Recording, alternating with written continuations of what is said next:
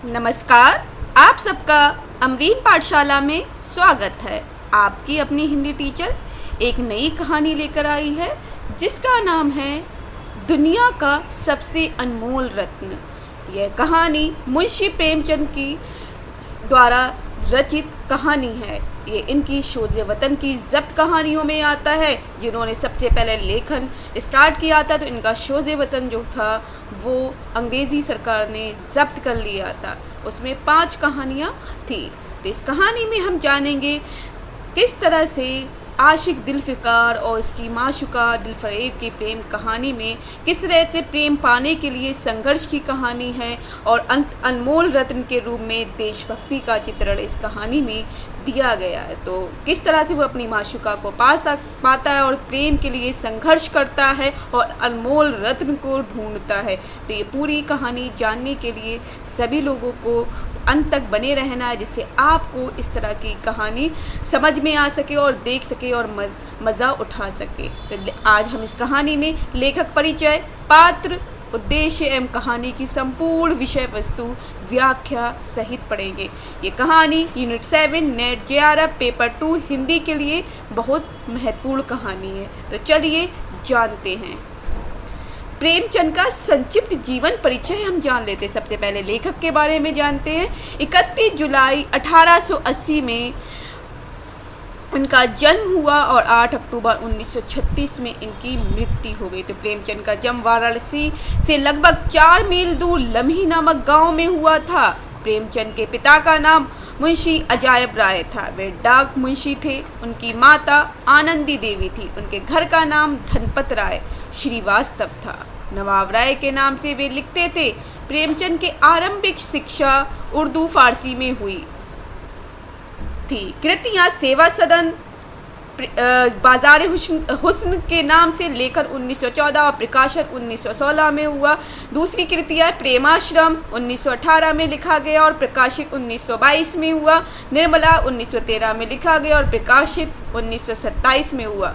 रंगभूमि, जो ये सारे उपन्यास हैं आपके नॉवेल है, सेवा सदन, प्रेमाश्रम, निर्मला, रंगभूमि 1924 और 25 में लिखा गया और कायाकल्प 1916 में, गबन 1931 में, कर्मभूमि 1923 में, गोदान 1932 में, मंगलसूत्र अधूरा उपन्यास इनका रह गया और इनकी मृत्यु हो जाती है। और इनकी कहानियों में पहली कहानी संसार का अनमोल रत्न है। सबसे पहली जो कहानी मानी गई शोज़े वतन में जो प्रकाशित हुई है तो संसार का अनमोल रत्न है, जिसे आज हम पढ़ेंगे। ये 1907 में ज़माना पत्रिका में छपी थी।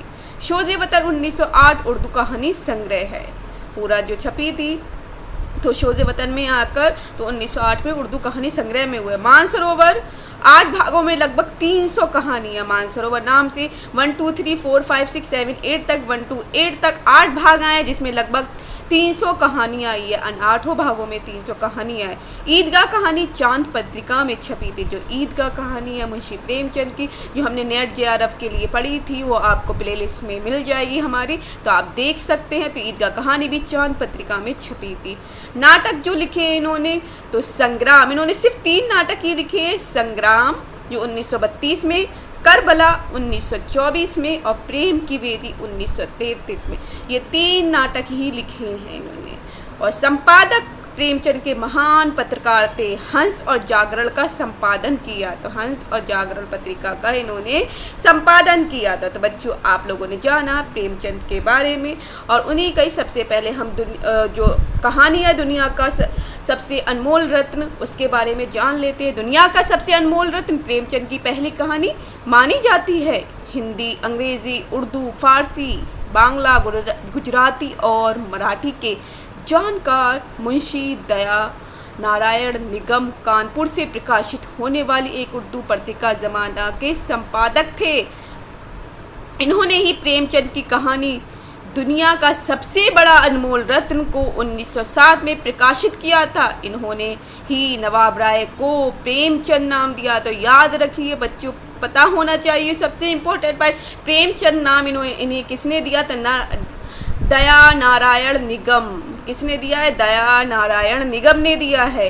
ज़माना पत्रिका के बाद यह कहानी उर्दू कहानी संग्रह शोज़े वतन में 1908 में प्रकाशित हुई। सबसे पहले ज़माना पत्रिका में प्रकाशित होती है, फिर शोज़े वतन में प्रकाशित हो जाती, जिसमें 5 कहानियाँ होती। इस कहानी संग्रह में 5 कहानियाँ हैं। दुनिया का सबसे अनमोल रत्न पहली कहानी, दूसरा शेख मखमूर यही मेरा वतन है तीसरी कहानी है, या चौथी शौक का पुरस्कार, और 5वीं संसारिक प्रेम। इस कहानी संग्रह के कारण ही प्रेमचंद को कोप का भाजक बनना पड़ा, क्योंकि अंग्रेज़ी सरकार ने कहा तुम इन कहानियों के द्वारा यहाँ पर लोगों के दिलों में आग भड़का रहे हो, इसलिए उनसे वो जब्त कर ली गई और उसे जलाना पड़ा, और इसलिए उन्हें लेखन के लिए मना कर दिया गया है अंग्रेज़ी सरकार में, क्योंकि वो सरकारी उस समय नौकरी भी कर रहे थे। इसके संदर्भ में मुंशी प्रेम जी ने बनारसी दास चतुर्वेदी के प्रश्नों के उत्तर देने के क्रम में लिखा, मैंने 1907 में गल्प लिखना शुरू किया। सबसे पहले 1908 में मेरा शोज़े वतन जो 5 कहानियों का संग्रह है वह ज़माना प्रेस से निकला था, पर उसे हमीरपुर के कलेक्टर ने मुझसे लेकर जलवा दिया था। उनके ख्याल से वह विद्रोहात्मक था, हालांकि तब से उसका अनुवाद कई संग्रहों और पत्रिकाओं में निकल चुका था, मगर क्योंकि उसका अनुवाद में ट्रांसलेट होकर कई पत्रिकाओं में निकल चुका था, उसका अलग अलग लैंग्वेज में निकल चुका था। यह कहानी वर्णनात्मक शैली में लिखी गई, उर्दू शब्दावली की बहुलता भी है, इसमें उर्दू शब्दावली का प्रयोग हुआ है, उर्दू शब्दों का प्रयोग हुआ है, और वर्णनात्मक शैली में लिखी गई कहानी है। तो आप लोगों को इतना बच्चों पता चल गया होगा। आगे देख लेते हैं। कहानी के पात्र हैं दिलफिकार। कहानी का मुख्य पात्र है जो दिलफरेब से बेपनाह प्रेम करता है और अपने प्रेम को सिद्ध करने के लिए कुछ भी करने के लिए तैयार है। सच्चा आशिक है जो अपने प्रेम पाने के लिए कुछ भी कर सकता है, जो मतलब हर मुसीबत का सामने को करने को तैयार है। दिलफरेब एक बेहद खूबसूरत स्त्री और कहानी की मुख्य नारी पात्र है। नायिका है काला चोर, एक कैदी है। जुर्म करने के कारण उसे फांसी दी जा रही थी, काला चोर को फांसी दी जा रही थी।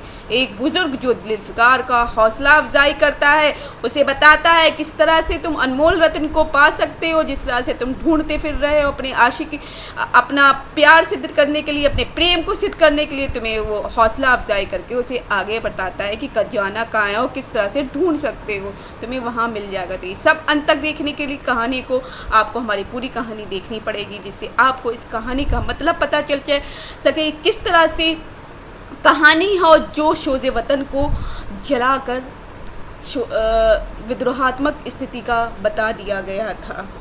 तो चलिए देखते हैं कहानी को। अब सभी बच्चे कहानी देखेंगे और हम शब्द टू शब्द क्या करेंगे, व्याख्या करेंगे।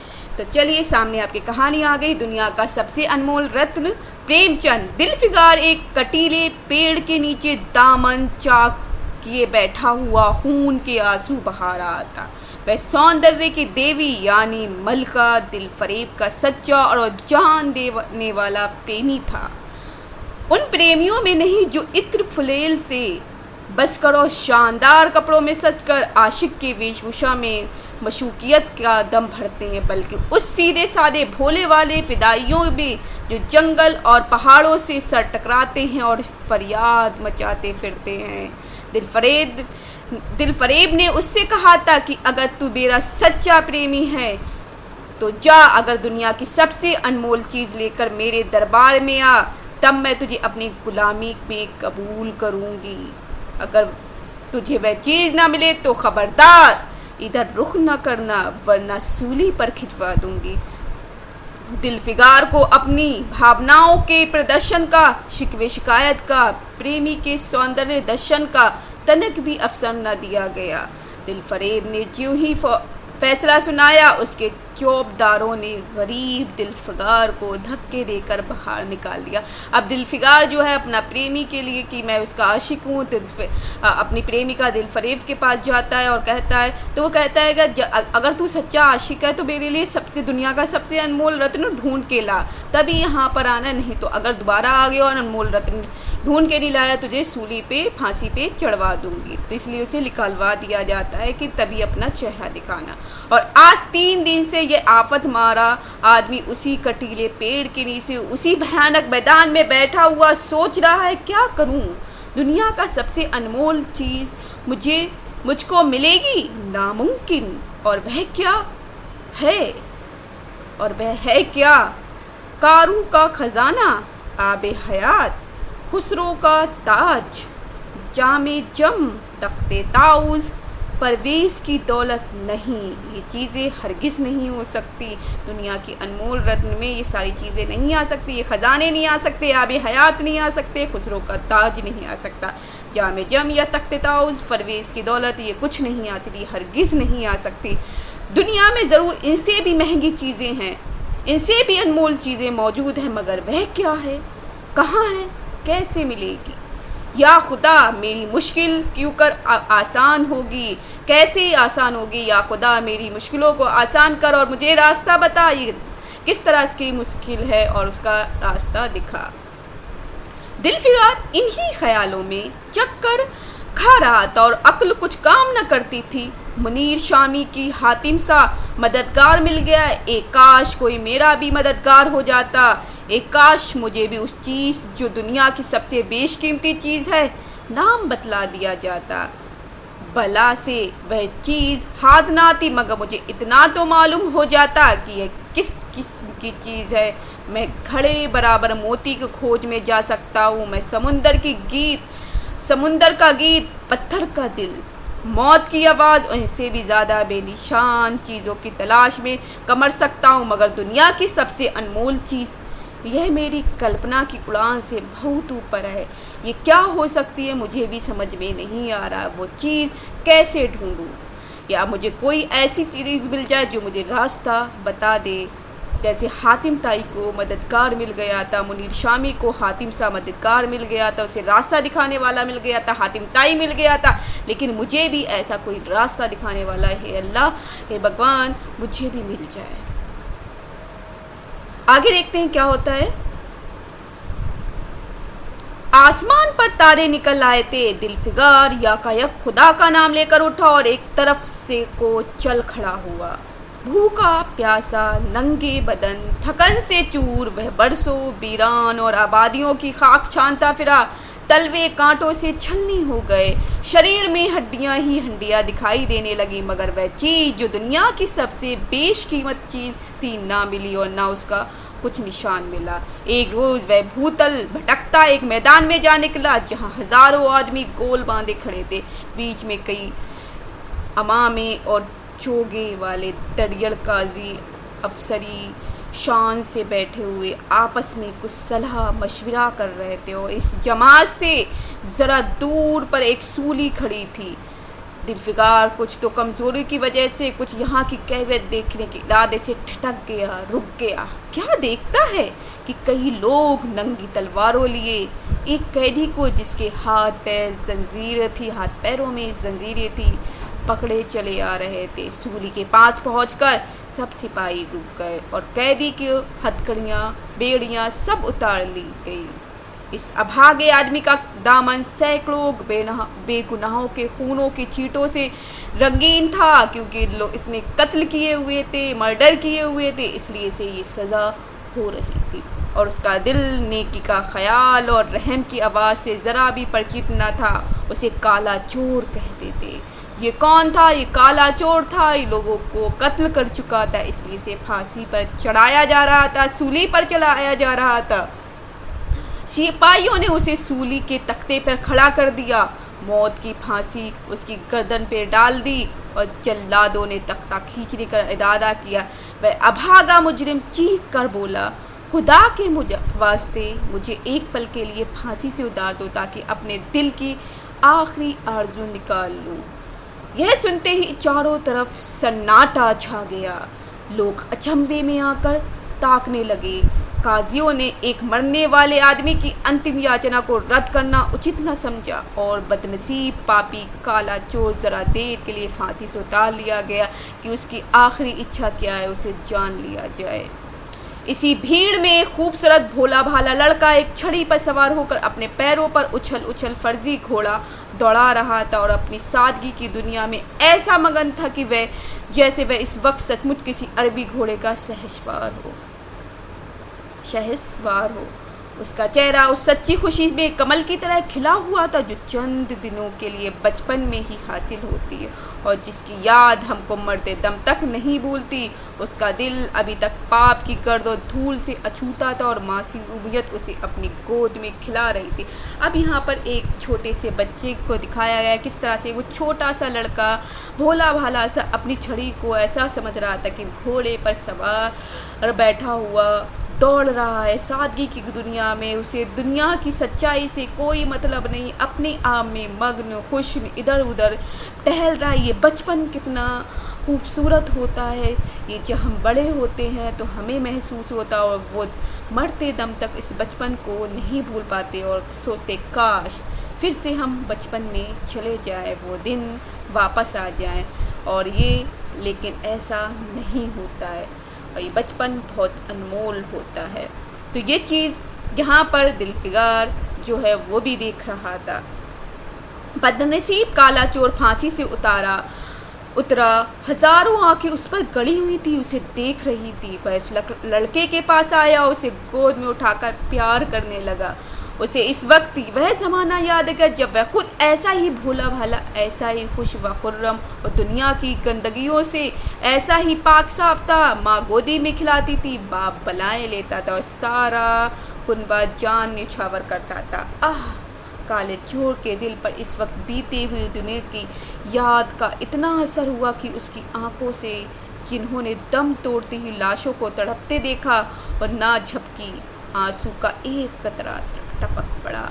دلفگار نے لپک کر اس انمول موتی کو ہاتھ میں لے لیا اور اس کے دل میں کہا بے شک یہ دنیا کی سب سے انمول چیز ہے جسے پر تخت طاؤس اور جام زم اور آب حیات اور زر پرویز سب نے اچھاور ہے۔ یہ دنیا کا سب سے انمول رتن ہے کیونکہ یہ آنسو ہے، یہ دنیا کا سب سے انمول رتن ہو سکتا ہے کیونکہ یہ ایک ایسے انسان کا ہے جسے احساس ہو رہا ہے، اس کے دل سے نکل رہا ہے، انتم دنوں میں نکل رہا ہے، جس پہ پھانسی دی جا رہی ہے۔ اس خیال سے خوش ہوتا، کامیابی کا امید میں سمجھ دلفگار اپنی معشوقہ دلفریب کے شہر مینوس واد کو چلا گیا۔ کہاں پر چلا گیا؟ مینوس واد۔ مگر جیوں جیوں منزلیں طے ہوتی جاتی اس کا دل بیٹھ جاتا تھا کہ کہیں اس چیز کی جس میں میں دنیا کی سب سے بیش قیمتی چیز سمجھتا ہوں دلفریب کی آنکھوں میں قدر نہ ہوئی تو میں پھانسی پر چڑھا دیا جاؤں گا اور اس دنیا سے نامراد جاؤں گا۔ لیکن جو ہو سو ہو، اب تو قسمت آزمائی ہے۔ آخر کار پہاڑ اور دریا طے کرتے شہر مینوسواد میں آ پہنچا اور دلفریب کی ڈیوڑی پر جا کر ونتی کی تھکان سے ٹوٹتا ہوا دلفگار خدا کے فضل سے حکم کی تعمیل کر کے آیا ہے اور آپ کے قدم چومنا چاہتا ہے۔ دلفریب نے فوراً اپنے سامنے بلا بھیجا اور ایک سنہرے پردے کی اوٹ سے فرمائش کی کہ وہ انمول چیز پیش کرو۔ دلفگار نے آشا اور بھے کی ایک وچتر من استھتی میں وہ بوند پیش کی اور اس کی ساری کیفیت بہت پر اثر لفظوں میں بیان کر دی کہ اس سمے جو بھی چیزیں وہاں پر تھی وہ کیفیت کو اس چیز کو وہاں پر بیان کر دیتا ہے۔ آشا اور بھے میں ایک وچتر من استھتی وہ بوند پیش کی اور ساری کیفیت بہت پر اثر لفظوں میں بیان کی۔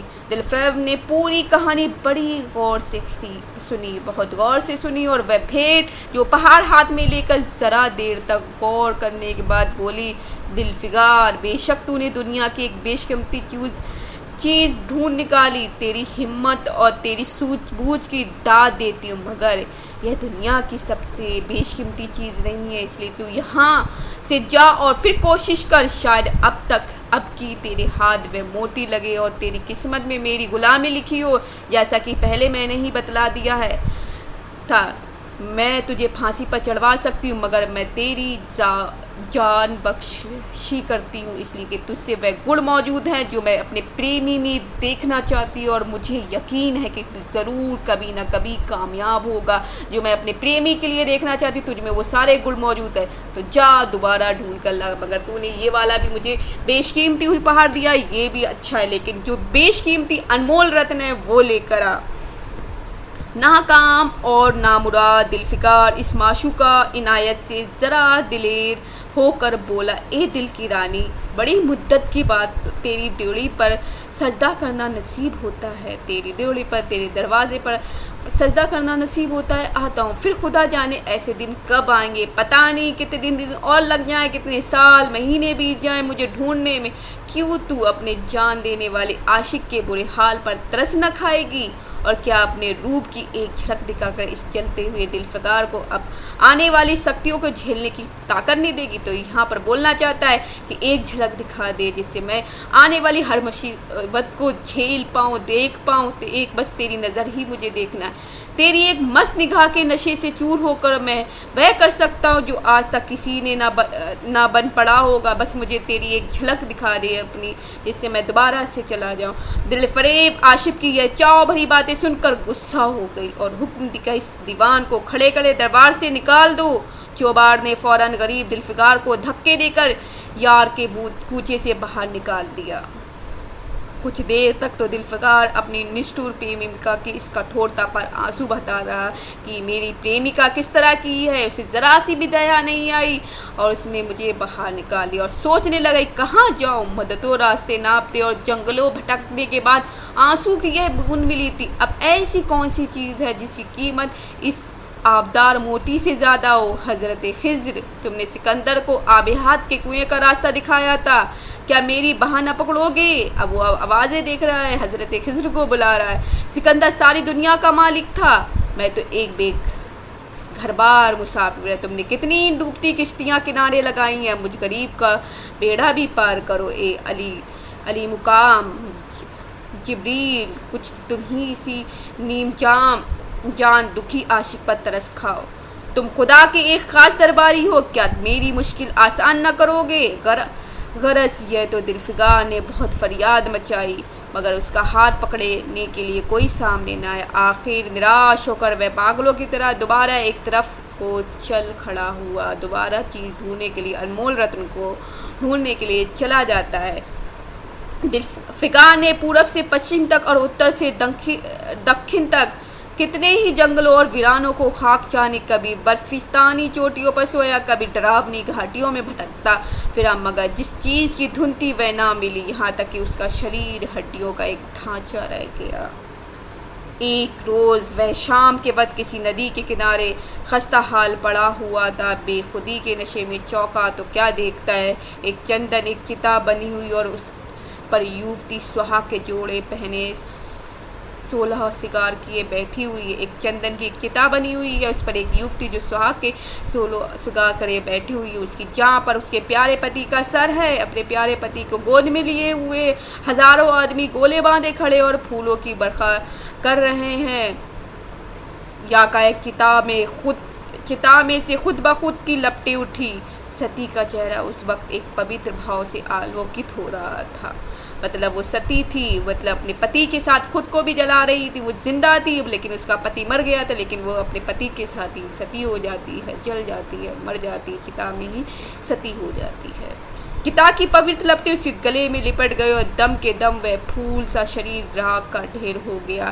پریمکا نے اپنے کو پریمکا پر نچھاور کر دیا اور دو پریمیوں کے سچے پوتر اور امرم پریم کے انتم لیلا آنکھ سے اوجھل ہو گئی۔ جب وہ لوگ اپنے گھروں کو لوٹے تو دلفگار چپکے سے اٹھا اور اپنے چاک دامن کرتے میں یہ راکھ کا ڈھیر سمیٹ لی، اور اس مٹھی بھر راکھ کو دنیا کا سب سے انمول چیز سمجھتا ہوا سفلتا کے نشے میں چور یار کے کوچے کی طرف چلا۔ اب کا جیوں جیوں وہ اپنی منزل کے قریب آتا تو اس کی ہمت بڑھتی جاتی۔ کوئی اس کے دل میں بیٹھا ہوا کہہ رہا تھا کہ اب کی بار تیری جیت ہے۔ اس خیال سے اس کے دل کو جو سپنے دکھائے اس کی چرچا ویرتھ ہے۔ آخری بار وہ شہر مینوسواد میں داخل ہوا اور دل فریب کی اونچی ڈیوڑی پر جا کر خبر دی کہ دلفگار سکھرو ہو کر لوٹا ہے اور حضور کے سامنے آنا چاہتا ہے۔ دل فریب نے جاباز عاشق کا فوراً دربار میں بلایا اور اس چیز کے لیے جو دنیا کی سب سے بیش قیمتی چیز ہے ہاتھ پھیلا دیا۔ دل فگار نے ہمت کر کے اس کی چاندی جیسی کلائی کو چوم لی اور مٹھی بھر راکھ کو اس کے ہتھیلی پہ رکھ کر ساری کیفیت دل کو پگھلا دینے والے لفظوں میں کہہ سنائی، اور سندر پریمکا کے ہونٹوں سے اپنی قسمت کا مبارک فیصلہ سننے کے لیے انتظار کرنے لگا۔ دل فریب نے اسے مٹھی بھر راکھ کو آنکھوں سے لگا لی اور کچھ دیر تک وچاروں کے ساگر میں ڈوبے رہنے کے بعد بولی، ایک جان نچھاور کرنے والے عاشق دل فگار، بے شک یہ راگ جو تو لایا ہے اس میں لوہے کا سونا کر دینے کی صفت ہے، دنیا کی بہت بیش قیمتی چیز ہے، اور میں سچے دل سے تیری احساس مند ہوں کہ تو نے ایسی انمول بھیٹ مجھے دی، مگر دنیا میں اس سے بھی زیادہ انمول کوئی چیز ہے، جا اسے تلاش کر اور تب میرے پاس آ۔ میں تہہ دل سے دعا کرتی ہوں کہ خدا تجھے کامیاب کرے۔ یہ کہہ کر وہ سنہرے پردے سے باہر آئی اور معشوقانہ ادا سے اپنے روپ کا جلوہ دکھا کر پھر نظروں سے اوجھل ہو گئی۔ مطلب اس بار وہ اپنے آپ کو ایک جھلک دکھا کر چلی جاتی ہے۔ ایک بجلی تھی کوندی اور پھر بادلوں کے پردے میں چھپ گئی۔ ابھی دل فگار کے ہوش حواس ٹھکانے پر نہ آنے پائے تھے کہ چوبداروں نے غلامیت سے اس کا ہاتھ پکڑا اور یار کے کوچے سے اس کو نکال دیا۔ تو اس بار اس کی جھلک تو مل جاتی ہے لیکن پھر بھی نکال دیا جاتا ہے، اور تیسری بار وہ پریم کا پجاری نراشا کے اتھاہ میں سمندر کے غوطہ کھانے لگتا ہے کہ تیسری بار اب اسے دیکھو کیا چیز ملتی ہے۔ وہ پریم کا پجاری نراشا کے اتھاہ سمندر میں غوطہ کھانے لگا۔ دل فگار کا حیاب چھوٹ گیا، اسے یقین ہو گیا کہ میں دنیا میں اسی طرح ناشاد اور نامراد مر جانے کے لیے پیدا کیا گیا اور اس کے سوا اور کوئی چارہ نہیں ہے۔ کسی پہاڑ پہ چڑھ کر نیچے کود پڑوں تاکہ معشوق کے ظلموں کی فریاد کرنے کے لیے ایک ہڈی بھی باقی نہ رہے۔ وہ دیوانے کی طرح اٹھا اور گرتا پڑتا ایک گگن چمبی پہاڑ کی چوٹی پر جا پہنچا۔ کسی اور سمے وہ ایسے اونچے پہاڑ پر چڑھنے کا ساہس نہ کر سکتا تھا، مگر اس وقت جان دینے کے جوش میں اسے وہ پہاڑ ایک معمولی ٹیکری سے زیادہ اونچا نظر نہ آیا۔ قریب تھا کہ وہ نیچے کود پڑے کہ ہرے ہرے کپڑے پہنے ہوئے اور ہرا امامہ باندھے ہوئے ایک بزرگ ایک ہاتھ میں تسبیح اور دوسرے ہاتھ میں لاٹھی لیے برآمد ہوئے، ہمت بڑھانے والے سر میں بولے، دل فگار، نادان دل فگار، یہ کیا بزدلی جیسی حرکت ہے؟ تو محبت کا دعویٰ کرتا ہے اور تجھے اتنی بھی خبر نہیں کہ مضبوط ارادہ محبت کے راستے کی پہلی منزل ہے۔ مرتباً اور یوں ہمت نہ ہار، پورب کی طرف ایک دیش ہے، ایسٹ کی طرف ایک دیش ہے جس کا نام ہے ہندوستان، وہاں جا اور تیری آرزو پوری ہوگی۔ تو ہندوستان جا اور وہاں تیری آرزو ضرور پوری ہوگی۔ پورب کی طرف ہے تو پورب کی طرف جو دیش ہندوستان ہے اس طرف تو چلا جا۔ تو یہ کہہ کر حضرت خضر غائب ہو گئے۔ تو یہاں پر حضرت خضر کا ذکر ہو رہا ہے کہ حضرت خضر آئے ہیں اور اس کو راستہ دکھانے اور چلے جاتے ہیں۔ دل فگار نے شکریہ کی نماز ادا کی اور تازہ حوصلے، تازہ جوش اور آلوکک سائے کا سہارا پا کر خوش پہاڑ سے اترا اور ہندوستان کی طرف چڑھ پڑا۔ تو اس طرح سے وہ کیا کرتا ہے، اسے ایک راستہ مل جاتا ہے، تو اس طرح سے شکرانے کی نماز جو ہوتی ہے وہ اس نے پڑھ کے وہ اس طرف اس راستے پہ چلا گیا۔ تو یہ شکرانے کی نماز اللہ کو تھینکس کرنے کے لیے ایک نماز، ایک پریئر ہوتی ہے جس کا نام ہے شکرانے کی نماز۔ مدتوں تک کانٹوں سے بھرے ہوئے جنگلوں، آگ برسانے والی ریگستانوں، کٹھن گھاٹیوں اور النگے پروتوں کو طے کرنے کے بعد دل فگار ہند کی پاک سرزمین میں داخل ہوا اور ایک ٹھنڈے پانی کے سوتے میں سفر کی تکلیفیں دھو کر تھکان کے مارے ندی کے کنارے لیٹ گیا۔ شام ہوتے ہوتے وہ ایک چٹیل میدان میں پہنچا جہاں بے شمار ادھمری اور بے جان لاشیں بنا کفن کے پڑی ہوئی تھی۔ چیل، کوے اور وحشی درندے مرے پڑے ہوئے تھے اور سارا میدان خون سے لال ہو رہا تھا۔ یہ ڈراونا دೃಶ್ಯ دیکھتے ہی دل فگار کا جی دہل گیا۔ یا خدا، کس مصیبت میں جان پھنسی! مرنے والوں کا کہنا، سسکنا اور ایڑیاں رگڑ کر جان دینا، درندوں کا ہڈیوں کا نوچنا اور گوشت کے لوتھڑوں کو لے کر بھاگنا، ایسے ہولناک سین ذوالفقار نے کبھی نہ دیکھا تھا۔ یا کائک اسے خیال آیا یہ لڑائی کا میدان ہے اور یہ لاشیں سورما سپاہیوں کی ہے۔ اتنے میں قریب سے کرہانے کی آواز آئی۔ ذوالفقار اس طرف پھرا تو دیکھا ایک لمبا تگڑا آدمی جس کا مردانہ چہرہ جان نکلنے کی کمزوری سے پیلا ہو گیا ہے، زمین پر سر جھکائے پڑا ہوا ہے، سینے میں خون کا فوارہ جاری ہے، مگر آبدار تلوار کی مونٹ پنجے سے الگ نہیں ہوئی ہے۔ تلوار کو پکڑے ہوئے اپنے پنجے میں ذوالفقار نے ایک چیٹلا لے کر گھاؤ کے منہ پر رکھ دیا تاکہ خون رک جائے، اور بولا، اے جواں مرد، تو کون ہے؟ جواں مرد نے یہ سن کر آنکھیں کھولے اور ویروں کی طرح بولا، کیا تو نہیں جانتا میں کون ہوں؟ کیا تو نے آج اس تلوار کی کاٹ نہیں دیکھی؟ میں اپنی ماں کا بیٹا اور بھارت کا سپوت ہوں۔ یہ کہتے کہتے اس کی تیوریوں پر بل پڑ گئے، پیلا چہرہ غصے سے لال ہو گیا اور آبدار شمشیر پھر اپنا جوہر دکھانے کے لیے چمک اٹھی۔ ذوالفقار سمجھ گیا کہ یہ اس وقت مجھے دشمن سمجھ رہا ہے، نرمی سے بولا، اے جواں مرد، میں تیرا دشمن نہیں ہوں، اپنے وطن سے نکلا ہوا ایک غریب مسافر ہوں، ادھر بھولتا بھٹکتا آ نکلا، برائے مہربانی مجھے یہاں کی کل کیفیت بیان کر۔ یہ سنتے ہی گھائل سپاہی بہت میٹھے سور میں بولا، اگر تو مسافر ہے تو آ میرے خون کے تر پہلو میں بیٹھ جا، کیونکہ یہ 2 انگل زمین ہے جو میرے پاس باقی رہ گئی ہے اور جو سوائے موت کے کوئی نہیں چھین سکتا۔ افسوس ہے کہ تو یہاں ایسے وقت میں آیا ہے جب ہم تیرا اتھتی ستکار کرنے کے یوگیہ نہیں ہیں۔ ہمارے باپ دادا کا دیش آج ہمارے ہاتھ سے نکل گیا اور اس وقت ہم بے وطن ہیں، مگر پہلو بدل کر ہم نے حملہ ور دشمن کو بتا دیا کہ راجپوت اپنے دیش کے لیے کسی بہادری سے جان دیتا ہے، کہ راجپوت جو ہے اپنے دیش کے لیے کیسی بہادری سے جان دیتا ہے۔ یہ آس پاس جو لاشیں تو دیکھ رہا ہے یہ ان لوگوں کی ہیں جو اس تلوار کے گھاٹے اترے ہیں مسکرا کر، اور یہ گویا کہ میں بے وطن ہوں، مگر غنیمت ہے کہ دشمن کی زمین پر مر رہا ہوں۔ سینے کے گھاؤں میں چٹلا نکال کر، کیا تو نے یہ مرم رکھ دیا؟ خون نکلنے دے، اسے روکنے سے کیا فائدہ؟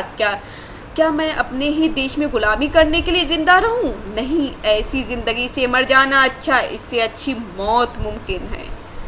جوان مرد کی آواز مدھم ہو گئی، انگ ڈھیلے پڑ گئے، خون اتنا زیادہ بہا کہ خود بخود بند ہو گیا، رہ رہ کر ایک آدھ بوند ٹپک پڑتا تھا۔ آخرکار سارا شریر بے دم ہو گیا، دل کی حرکت بند ہو گئی اور آنکھیں موند گئی۔ ذوالفقار نے سمجھا اب کام تمام ہو گیا کہ مرنے والے نے دھیمے سے کہا، بھارت ماتا کی جے، اور اس کے سینے سے خون کی آخری قطرہ نکل پڑا۔ ایسے سچے دیش پریم اور دیش بھکت نے دیش بھکتی کا حق ادا کر دیا۔ ذوالفقار پر اس درشیہ کا بہت گہرا اثر پڑا اور اس کے دل نے کہا، بے شک دنیا میں خون کے اس قطرے سے زیادہ انمول چیز کوئی نہیں ہو سکتی۔ اس نے فوراً اس خون کی بوند کو، جس سے آگے یمن کا لال بھی ہیچ ہے، ہاتھ میں لے لیا اور اس دل راجپوت کی بہادری پر حیرت کرتا ہوا اپنے وطن کی طرف روانہ ہوا اور سختیاں جھیلتا آخرکار بہت دنوں بعد روپ کی رانی ملکہ دلفریب کی ڈیوڑی پر جا پہنچا اور پیغام دیا کہ ذوالفقار سخرو اور کامیاب ہو کر لوٹا ہے اور دربار میں حاضر ہونا چاہتا ہے۔ دلفریب نے اسے فوراً حاضر ہونے کا حکم دیا، خود حسب معلوم سنہرے پردے کی اوٹ میں بیٹھی اور بولی، ذوالفقار اب کہ تو بہت دنوں بعد واپس آیا، لا دنیا کی سب سے بیش قیمتی چیز لا، کہاں ہے؟ ذوالفقار نے مہندی رچی ہتھیلیوں کو چومتے ہوئے خون کا وہ قطرہ اس پر رکھ دیا۔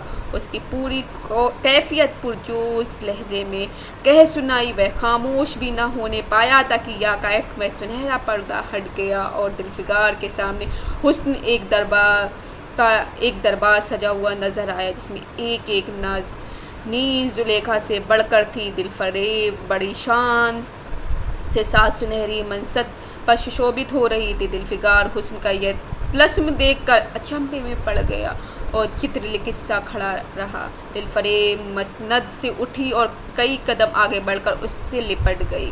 गाने वालियों ने खुशी के गाने शुरू किए और दरबारियों ने दिलफिकार को नजरें भेंट की और चांद सूरज को बड़ी इज्जत के साथ मंसर पर बैठा दिया। जब वह लुभावना गीत बंद हुआ तो दिलफरेब खड़ी हो गई और हाथ जोड़कर दिलफिकार से बोली, ए जानिसार आशिक दिलफिकार, मैं तेरी दुआएं बर आई और खुदा ने मेरी सुन ली और तुझे कामयाब व सुरखरू किया। आज से तू मेरा मालिक और मैं तेरी लौंडी। यह कहकर उसे एक रत्न मंजूषा मंगवाई और उसमें एक तख्ती निकाली जिस पर सुनहरे अक्षरों में लिखा हुआ था, खून का आखिरी कतरा जो हिफाजत में गिरे, जो वतन की हिफाजत में गिरे, दुनिया का सबसे अनमोल चीज़ है। तो यहाँ पर देशभक्ति को भी दिखाया, किस तरह से जाबाज जो होते हैं अपनी देशभक्ति के लिए, अपने वतन के लिए किस तरह से मरते मरते लड़ते लड़ते मर जाते और अपना खून का एक एक कतरा निकाल कर फेंक देते हैं। तो इस तरह से जो खून का जो आखिरी कतरा भी होता है, तो वतन की हिफाजत में जो जाए वह सबसे अनमोल चीज़ है। इससे ज़्यादा कोई भी अनमोल चीज़ नहीं है जो दिलफिकार दिलफरेब को ला कर दे देता है। तो इस तरह से आपको पता चल गया कि इस कहानी की कहानी कितनी सुंदर, कितने अच्छे लफ्ज़ों में बयां की है प्रेमचंद ने। जो इस कहानी का नाम जो हम पढ़ रहे थे, दुनिया का सबसे अनमोल रत्न जो है देशभक्ति के रूप में दिखाया गया कि देशभक्ति के लिए जो हम अपने वतन के लिए, वतन को आज़ाद करने के लिए, दुश्मनों के लिए जो हमारा खून का जो रक्त का कतरा है वो किस तरह से वतन के लिए निकले और हम मृत्यु को प्राप्त हो जाए, वही हमारा सबसे अनमोल रत्न है। तो प्रेम पाने के लिए किस तरह से यहाँ पर संघर्ष किया है एक प्रेमी ने, ये आपने देखा, और किस तरह से वो अंत में अपनी प्रेमिका से मिल जाता है। तो ये सुखद भरी कहानी आप लोगों को होपफुली आशा है पसंद आई होगी, क्योंकि यहाँ पर जो अंत होता है सुखद होता है कि दोनों प्रेमी और प्रेमिकाएं आपस में मिल जाते हैं, बहुत मुश्किलों के बाद मिलते हैं, और जिसमें बताया गया सबसे अनमोल जो रत्न है वो खून का कतरा है, वतन की हिफाजत में निकले वह खून का कतरा है।